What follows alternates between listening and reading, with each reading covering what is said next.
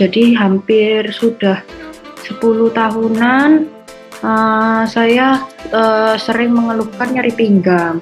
Jadi selama 10 tahun itu awalnya kurang lebih berarti sekitar tahun 2012 akhir tahun itu saya sering beberapa kali ngeluh nyeri pinggang. Saya kira kecetit, jadi pertama ya saya biarkan. Terus setelah itu lama-lama kok mengganggu, akhirnya saya coba berobat ke praktik dokter dekat rumah saya. Terus kata dokter dekat rumah saya, katanya cuman kecetit biasa, jadi kayak kram-kram gitu, nggak apa-apa. Akhirnya saya minum obat juga dari dokternya, ternyata cuman dapat sekitar 2 minggu, kok sakitnya kambuh lagi.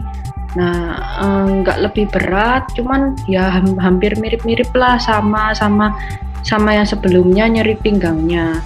Terus akhirnya setelah hampir lama-kelamaan karena saya sudah capek ya sama frustasi, berobat ke sana kemari, ternyata tetap nggak ada hasilnya, tetap kumat-kumatan. Akhirnya baru sekitar tahun 2019 itu ada saudara saya yang menyarankan saya untuk ke dokter spesialis dalam, ke penyakit dalam.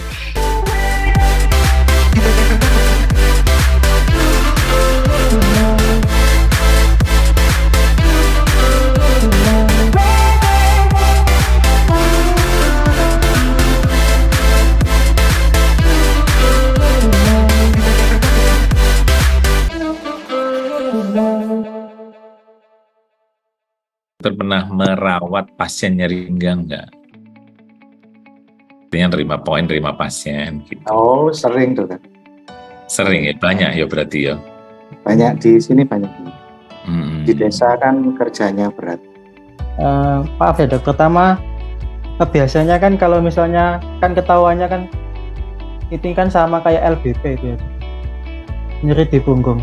Biasanya kan kita ngerujuknya ke saraf. Nah, kalau misalnya kita sudah tahu mengarah kemana, mungkin karena ini dari tulang atau dari sarafnya atau dari apa, biasanya ya pikirannya itu ngerujuknya ke orto atau ke saraf itu tadi. Menurut Anda, apakah yang mengakibatkan SPA ini ya relatif sulit didiagnosisnya? Karena ini dokter, pemeriksaan penunjangnya sih yang susah kan. Kalau di Vaskes 1 kan cuma bisa pemeriksaan fisik aja ya dok ya. Terus tidak bisa di follow up dengan penggunaan obat nyeri yang diberikan itu apakah berkurang atau tidak. Saya sering juga dapat nyeri punggung atau nyeri sendian lutut gitu. Sudah sering diobati dokter udah sampai 1 bulan lebih, cuman kan kok tidak membaik gitu. Ketika mau rujuk itu susah dokter, karena kan mau rujuk dengan mau foto doang itu kan nggak bisa dok. Mau foto aja tuh nggak bisa. Jadi kayak udah hati lagi gitu. Susah dok ininya rujukan.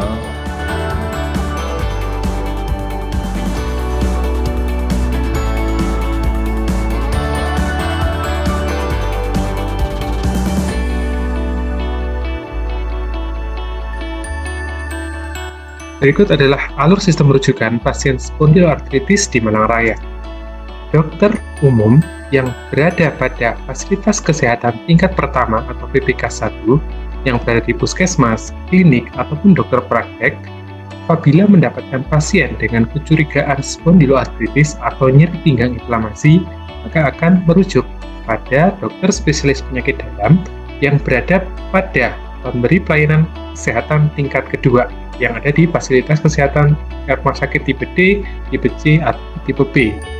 Di rumah sakit tersebut, pasien akan dilakukan konfirmasi diagnosis dan diberikan tata laksana awal. Apabila pemberian tata laksana tidak membaik, dengan lini pertama, yaitu dengan pemberian obat inflamasi non-steroid atau dengan konvensional BIMAT yang ada, maka dokter spesialis penyakit dalam berhak untuk merujuk pasien tersebut ke fasilitas kesehatan tingkat ketiga, yaitu di rumah sakit kelas A, yang mana akan ditangani oleh dokter spesialis penyakit dalam konsultan hematologi. Dan apabila pasien membaik dan tidak memerlukan agen biologis, yang artinya pasien hanya membutuhkan OIN saja dan telah mengalami remisi selama 6 bulan, maka dokter subspesialis reumatologi akan merujuk balik pada rumah sakit tipe D, C, atau B pada vaskes tingkat 2 kepada dokter spesialis penyakit dalam.